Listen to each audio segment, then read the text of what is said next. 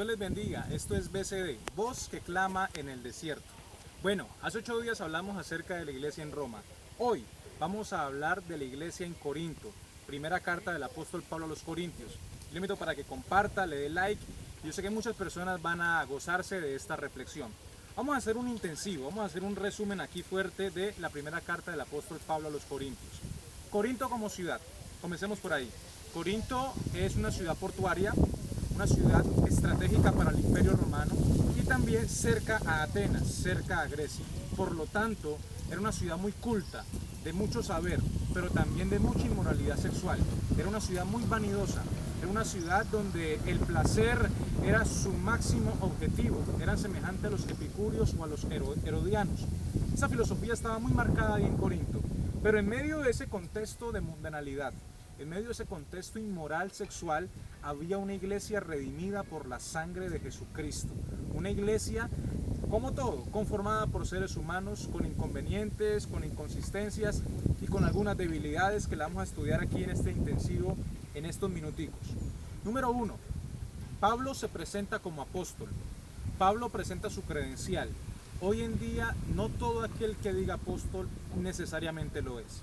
Para ser apóstol por lo menos tiene que ser llamado directamente por Dios, ser testigo de la resurrección, haber visto o haber sido testigo ocular de la presencia de Dios o llamado directamente por Dios.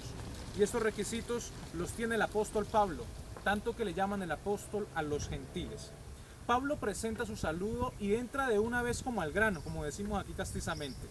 Comienza a hablar de que recibe un informe de la iglesia en Corinto que había divisiones, que unos decían aquella cosa, otros decían otra, a favor, en contra. Bueno, eso en toda congregación puede ser normal y en algunas estamos viviendo ese tema, divisiones. Pablo, a raíz de todo este tema, también confronta que la iglesia no puede permearse la sabiduría o las ideologías humanas. Es más, el apóstol Pablo dice que Dios destruiría la sabiduría con la locura del evangelio. Es una paradoja. De hecho, en el capítulo 1 sale un hermoso texto, porque la palabra de la cruz es locura a los que se pierden, pero a los que se salvan, esto es poder de Dios, potencia de Dios. También el apóstol Pablo habla acerca de la sabiduría oculta, la sabiduría que ninguno de los príncipes de este siglo conoció, porque si la hubieran conocido, nunca hubieran crucificado al Señor de gloria. Antes bien, como está escrito, cosas que ojo no vio, ni oído yo, ni han subido a la imaginación al corazón de hombre, son las que Dios ha preparado a los que le aman. La sabiduría oculta es el Señor Jesucristo. Ojalá la gente entendiera que Jesucristo es la riqueza y es el tesoro más grande de esta humanidad. Pero también, después de que Pablo habla de la sabiduría oculta, habla de que nosotros debemos de tener la mente de Cristo. Habla también de una iglesia infantil. Ojo con eso. Pablo muestra a la iglesia en Corinto como una iglesia infantil.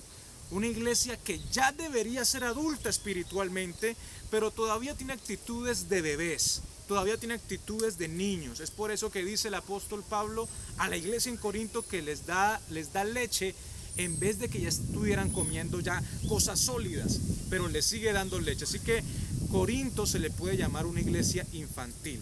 Tienen muchos conflictos, muchos errores. Me llama mucho la atención que el apóstol Pablo, algunos teólogos dicen que es allí donde muestra su carácter, porque da como la percepción de que está como enojadito el apóstol Pablo con la iglesia de Corinto y la llama una iglesia infantil. También quiero decirles, mis hermanos, que el apóstol Pablo también recalca, ya que la ciudad de Corinto está entregada a la inmoralidad sexual, ya que la iglesia de Corinto está entregada al placer, Pablo recalca con mucha vehemencia a la iglesia de Corinto que nosotros somos diferentes y que además somos templo del Espíritu Santo. Nuestro cuerpo es el templo del Espíritu Santo y nuestro cuerpo no es para la fornicación. Nuestro cuerpo es del Señor y el Señor para el cuerpo. También había una problemática en la iglesia de Corinto. Yo la llamo como la iglesia que tenía adeptos o hinchada, porque muchos decían: yo soy de Pablo, yo soy de Apolos, yo soy de Cefas. Y Pablo viene a colocar orden.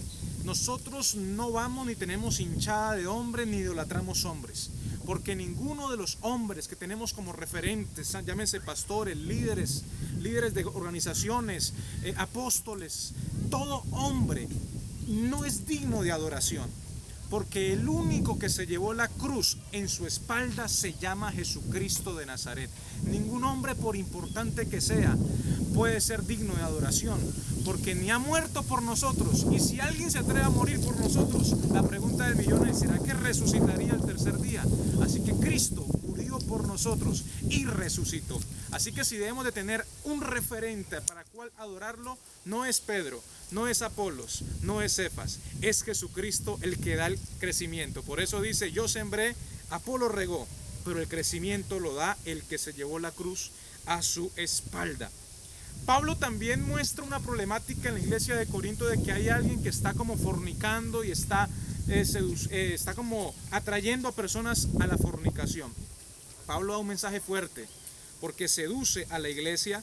Es más, dice que le entrega el cuerpo y la carne a Satanás con fin de que el alma no se pierda. También, en medio de toda esta problemática, Pablo da unas instrucciones matrimoniales y comienza a hablar acerca de las parejas. Comienza a hablar de cómo debe de ser la convivencia sexual también en una pareja de casados. Es allí donde también habla de que no se nieguen el uno al otro. Es donde el apóstol Pablo habla acerca de los deberes conyugales y da unas instrucciones de matrimonio para que no entre la fornicación, para que no entre el adulterio. También toca un tema de la historia de Israel, hace una analogía de Israel con la iglesia, y también comienza a hablar fuerte acerca de los dones del Espíritu Santo.